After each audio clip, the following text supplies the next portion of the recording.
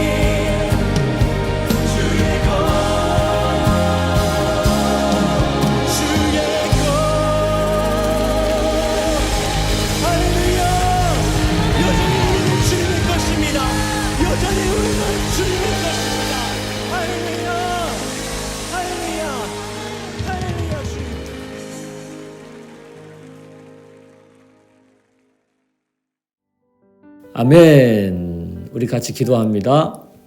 하나님 아버지, 오늘 또 말씀을 배우는 수요 예배 시간에 참여할 수 있는 은혜 주셔서 감사합니다. 오늘은 그리스도의 승천과 관련된 말씀을 우리가 상고할 텐데 성령께서 역사하셔서 우리 그리스도의 승천을 믿고 또 그 믿음이 우리의 삶 속에 잘 적용될 수 있도록 역사하여 주시기를 원합니다. 예수님을 우리가 믿는다고 할 때는 주님의 십자가의 죽음과 3일 만의 부활과 그리고 승천과 재림과 또 최후 심판까지 우리가 다 믿는 것입니다. 이 믿음 위에 굳건하게 설 수 있도록 역사하여 주시옵소서. 예수님의 이름으로 기도드리옵나이다. 아멘. 네, 우리가 오늘 말씀은 본문이 두 개입니다. 누가복음 24장하고 마가복음 16장입니다. 누가복음 24장 50절 53절에 보면 예수께서 그들을 데리고 베다니 앞, 이 그들은 예수님의 제자를 말해요. 데리고 베다니 앞 나가서 앞까지 나가서 손을 들어 그들에게 축복하시더니 축복하실 때에 그들을 떠나 하늘로 올려지시니, 이게 이제 승천을 말하죠. 그들이 그에게 경배하고 큰 기쁨으로 예루살렘에 돌아가 늘 성전에서 하나님을 찬송하니라. 예수님의 승천에 대한 복음서에 나오는 첫 번째 기사고요. 두 번째는 이제 마가복음 16장 19절에 있는 말씀인데, 주 예수께서 말씀을 마치신 후에 하늘로 올려지사, 이것도 이제 승천을 말하죠. 하나님 우편에 앉으셨다. 하늘로 승천하셔서 하나님이 거하시는 계시는 곳이 하나님 우편이라는 거죠. 하나님 보좌 우편에 앉으셨다는 것을 기록하고 있고요. 제자들이 나가 두루 전파할세 주께서 함께 역사하사 그 따르는 표적으로 말씀을 확실히 증언하시니라. 이렇게 이제 승천에 대한 말씀이 나오는데, 우리가 승천이라는 말의 의미를 먼저 살펴봐야 되겠죠. 첫째는 하늘로 올라간다는 뜻이죠.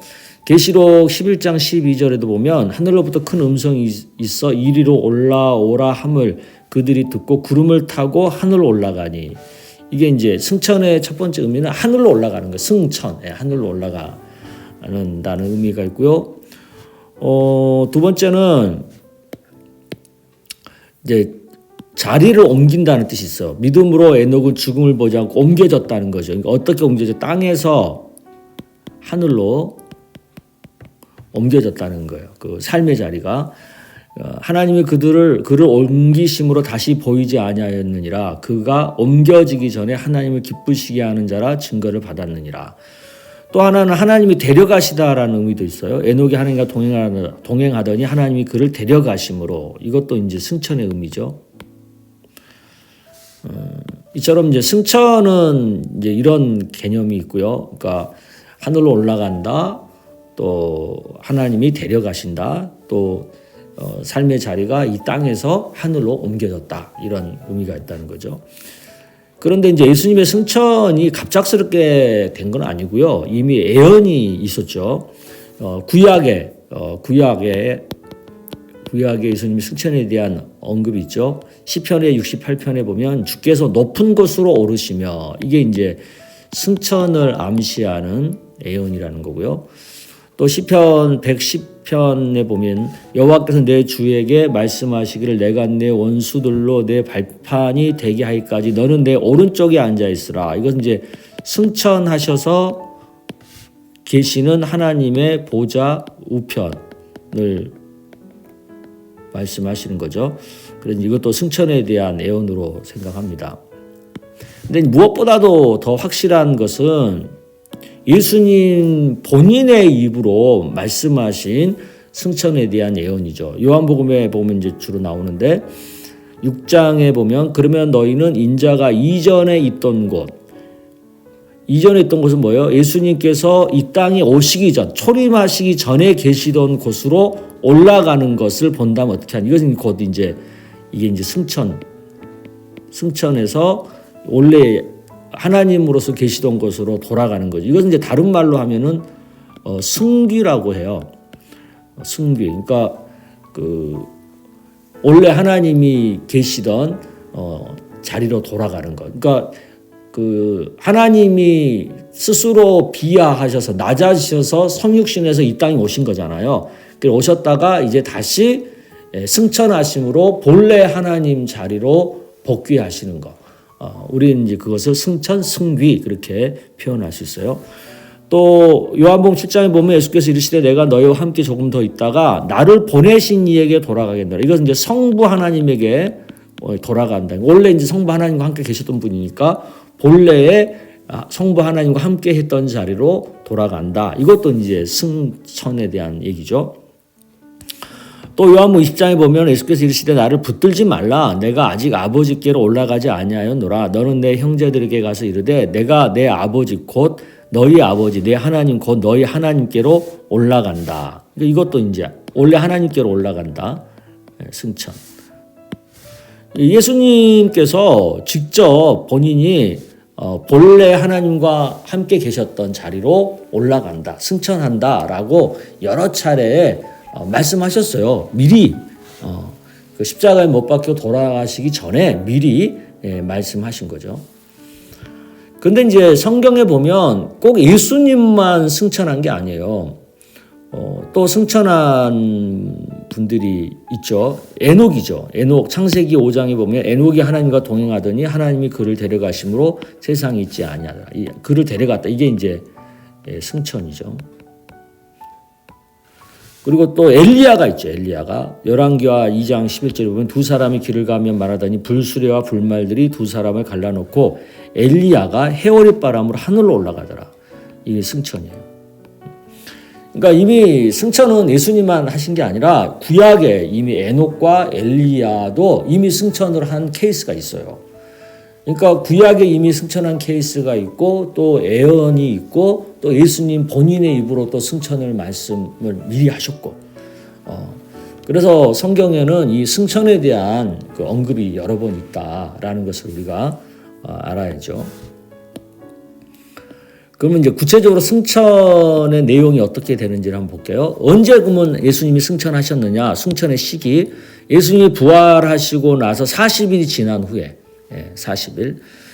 그걸 어떻게 하냐면 사도행전 1장 3절에 보면 그가 고난 받으신 후에 또한 이 고난 받으신다는 얘기는 이제 십자가 죽음이죠. 십자가. 또한 그들의 확실한 많은 증거로 친히 살아계심을 이것은 이제 부활이죠. 부활하셔서 40일 동안 제자들에게 보이셨어요. 그리고 하나님 나라의 일에 대해서 말씀하셨어요. 그리고 나서 이제 승천하셨거든요. 그래서 이제 승천 시기를 부활 후 40일이 지난 다음이다 이렇게 우리가 보는 거예요. 그러니까 40일 동안 예수님께서 많은 사람들에게 보인 거예요. 본인의 부활하신 모습을 보여준 거예요. 그만큼 부활의 목격자가 굉장히 많은 거죠. 목격자가 많은 거죠. 그러면 이제 구체적으로 어떤 모습으로 승천하셨느냐? 그것도 꽤 성경은 자세하게 기록하고 있죠. 사도행전 1장 9절에 보면 이 말씀을 마치시 그들이 보는데 올려져 가시니 그러니까 제자들이 눈으로 보고 있는 가운데에 올라가시는 거예요. 하늘로. 근데 올라가실 때 구름이 예수님을 완전히 가릴 때까지 계속 올라가는 모습을 그 제자들이 본 거죠. 그러니까 한두 명 본 게 아니에요. 많은 제자들이 봤으니까 목격자가 많은 거예요. 부활에 대한 목격자도 많고 승천, 직접 자기들 눈 보는 가운데서 이렇게 하늘로 올라가서 구름 속으로 사라진 걸 봤으니까 그런 어떤 실질적인 목격자가 많은 거죠. 그러니까 승천은 이미 예언되어진 거고 또 승천하시는 구체적인 모습이 많은 사람들 눈에 목격되어졌기 때문에 그 승천이 그냥 갑자기 뜬금없이 어디서 쑥 이렇게 들어온 개념이 아닌 거예요. 이미 성경에 여러 차례 이렇게 얘기가 되어지고 또 충분한 증거가 있는 그런 성경의 얘기인 거죠.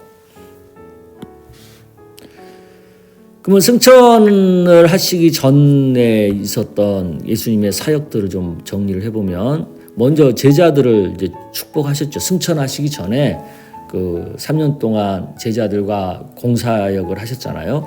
그때 함께했던 제자들을 이렇게 축복하셨어요.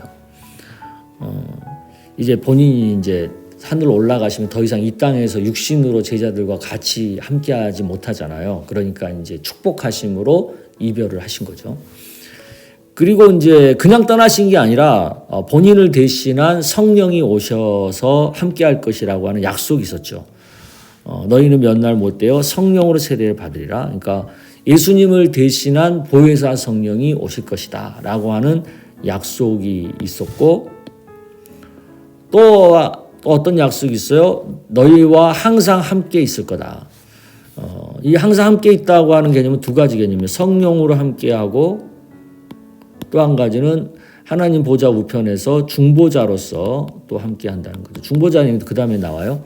그다음에 선교의 사명을 주셨죠. 오직 성령이 너에게 임하시면 너희가 권능을 받고 예루살렘과 온 유다와 사마리아 땅 끝까지 내 증인이 되라. 선교의 사명을 주셨죠. 뿐만 아니라 또 약속을 하셨는데 재림에 대한 약속이죠. 다시 오실 것이라고 하는 갈릴리 사람들 어찌하여 서서 하늘을 쳐다보느냐. 너희 가운데서 하늘로 올려지신 이 예수는 하늘로 가신 본 그대로 오시리라. 재림. 예수님이 성육신으로 이 땅에 오신 사건을 우리는 초림이라 그러죠. 초림.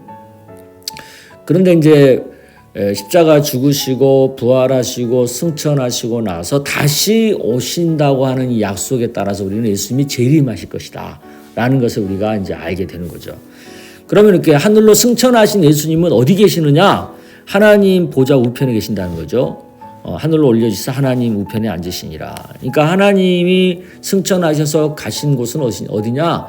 성부 하나님이 계시는 곳. 그리고 성부 하나님 우편에서 같이 삼위일체 하나님으로서 역사하시는 모습을 보여주고 있는 거죠. 그러면 예수님이 승천하신 목적이 뭐예요? 일단 애언의 성취죠. 본인이 또 구약이 승천에 대한 얘기를 많이 했으니까 그것이 사실이라고 하는 것을 성취하는 의미에서의 승천. 그 다음에 성도들의 중보자가 되려고 로마서 8장에 보면 누가 정죄하리요 죽으실 뿐 아니라 다시 살아나신 이는 그리스도 예수시니 그는 하나님 우편에 계신 자의 우리를 위하여 간구하시는 자. 그러니까 중보기도. 그러니까 하나님과 우리 사이의 중간에서 우리 입장에서 우리 인간의 입장에 서서 대신 성부 하나님께 중보해 주시는 역할을 해 주시는 거죠. 우리 일을 위해서. 그 다음에 또 승천하신 목적이 뭐예요? 만왕의 왕이 되시려고. 그러니까 고린도전서에 보면 만물을 그에게 복종하게 하실 때는 아들 자신도 그때 만물을 자기에게 복종하게 하신 이에게 복종하게 되리니 이는 하나님이 만유의 주로서 만유 안에 계시려 하십니다. 그러니까 성부 하나님과 더불어서 성자 예수님이 만물을 통치하시는 그런 만왕의 왕 중에서도 왕으로서의 최고 왕으로서의 사역을 감당하시기 위해서 승천하셨다는 거죠. 그리고 큰 제사장의 직분 수행을 위해서 이건 이제 중보자와 같은 얘기인데 중보자 역할과 같은 거죠. 이 큰 제사장이란 건 뭐예요? 대제사장은 구약 시대의 배경으로 보면은 하나님과 인간 사이에서 지성소에 유일하게 들어가셔서 중보 역할을 하는 거잖아요. 그런 것처럼 예수님께서도 하나님과 우리 사이의 중보자로서의 역할을 하시기 위해서 승천하셨다라는 거죠. 그 다음에 이제 마지막으로는 성도들의 처소를 예비하기 위해서 요한복음 14장에 보면 내 아버지 집에 거할 곳이 많도다. 그렇지 않으면 너에게 일렀으리라. 내가 너희를 위하여 거처를 예비하러 가노니 가서 너희를 위하여 거처를 예비하면 내가 다시 와서 이건 재림에 대한 얘기죠. 너희를 내게로 영접하여 나 있는 곳에 너희도 있게 하리라. 이것은 이제 쉽게 말하면 예수님께서 새 예루살렘성 계시록의 표현에 의하면 예수님이 재림하시면 새 예루살렘이 이 땅 가운데 내려온다는 거 아니에요. 그러니까 그 새 예루살렘을 준비하기 위해서 우리들이 우리 믿는 자들이 거할 곳을 준비하기 위해서 승천하셨다라는 얘기예요. 근데 이제 이런 얘기들은 이 땅에서 이루어진 얘기가 아니고 앞으로 이루어질 일이고 또 이 땅이 아니고 하늘나라에서 이루어질 얘기들이죠. 그러니까 우리가 현실적으로 오감으로 뭐 느끼거나 또 우리의 어떤 이성으로 이해하기에는 어떤 한계가 있는 굉장히 심오하고 신비한 하나님 나라 안에서나 이루어질 만한 그런 얘기들이죠. 그러다 보니까 우리가 좀 이해하기가 어렵고 납득하기가 어려운 요소가 있는 것이 사실이에요. 그렇다고 해서 우리가 승천을 믿지 않으면 안 되는 거죠.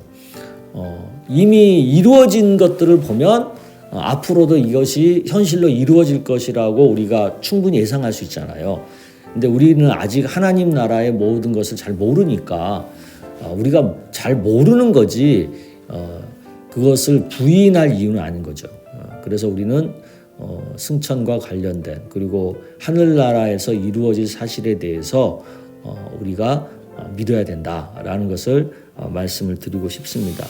그래서 우리가 이 승천에 대한 얘기를 하면서 정리를 해야 될 것은 크게 세 가지죠. 성령께서 지금도 우리와 함께하고 계신다. 또 예수님은 하나님 보좌 우편에서 우리를 중보하고 계시고 만물을 다스리고 계신다. 그리고 예수님은 앞으로 최후 심판을 위해서 이 땅에 다시 오실 것이다. 라는 것을 우리가 이제 정리하고 또 그걸 믿어야 되죠. 이 믿음을 갖고 우리가 지금은 성령님과 함께하는 삶을 살아야 되고 또 우리가 또 하늘나라에서 또 함께하는 그리고 예수님 재림하시면 또 함께하는 그런 것을 소망하면서 우리가 살아야 되는 거죠. 아멘. 가끔 사람들이 이 승천에 대한 뭐라든가 뭐 재림에 대한 얘기를 그걸 어떻게 믿냐고 이렇게 얘기하거든요. 그것은 우리가 왜 믿어요? 이미 우리가 예수님의 십자가 죽음과 부활, 승천 이런 것이 역사적으로 이미 이루어졌잖아요. 이루어졌으니까 그걸 기반으로 해서 앞으로 이루어질 것도 믿는 거죠. 그게 믿음 아니겠어요? 그 예수님이 도마에게 하신 말을 우리가 늘 기억해야 되잖아요. 보고 믿는 자보다는 보지 않고 믿는 자가 복되도다. 우리가 이 말씀을 기억하고 성경에서 분명하게 얘기하고 있는 이 승천에 대한 것, 재림 또 최후 심판에 대한 것들을 믿게 되는 그런 은혜가 있기를 바랍니다. 우리가 이제 다음 시간에는 재림과 최종 심판에 대한 얘기를 우리가 하도록 하겠습니다. 자, 기도하겠습니다. 하나님 아버지, 오늘 예수님의 승천에 대한 말씀을 공부했습니다. 예수님께서 승천하실 때 제자들은 직접 목격을 했고 신비한 모습으로 올라가시는 걸 보면서 제자들은 기뻐했고 또 그 기쁜 확신 가운데 그들은 예수님을 증거하는 삶을 살아갈 수 있었습니다. 아버지 하나님, 저희들도 예수님의 부활과 승천을 믿음으로 우리가 이 땅에서 예수님을 증언하는 삶을 살아갈 수 있기를 원합니다. 또 기쁘게 믿음 생활할 수 있기를 원합니다. 천국의 소망을 가지고 믿음 생활할 수 있기를 원합니다. 예수님이 다시 오실 날을 소망하며 우리가 믿음 생활하기를 원합니다. 그래서 승천에 대한 신앙이 어떤 형이상학적인 것이 아니라 현실성 없는 것이 아니라 이 땅에서 살면서 우리 마음속에 성령과 함께함으로 또 하늘의 소망 가운데 살아감으로 현실적으로 느끼는 그런 신앙이 될 수 있도록 역사하여 주시옵소서. 예수님의 이름으로 기도드리옵나이다. 아멘. 네, 감사합니다. 이제 다음 시간이면 이제 신약개관을 이제 마지막으로 우리가 생각하는 시간이 될 것 같아요. 예수님의 재림과 최종 심판의 말씀을 끝으로 해서 이제 신약개관을 마무리하려고 합니다. 제가 구약개관은 이미 마무리했고요. 이제 신약개관은 이제 다음 주면 마무리하게 됩니다. 꽤 긴 여정이었는데 이제 마지막 한 시간을 남겨두고 있어요. 그럼 우리 다음 주에 우리 마지막 또 뵙도록 하겠습니다.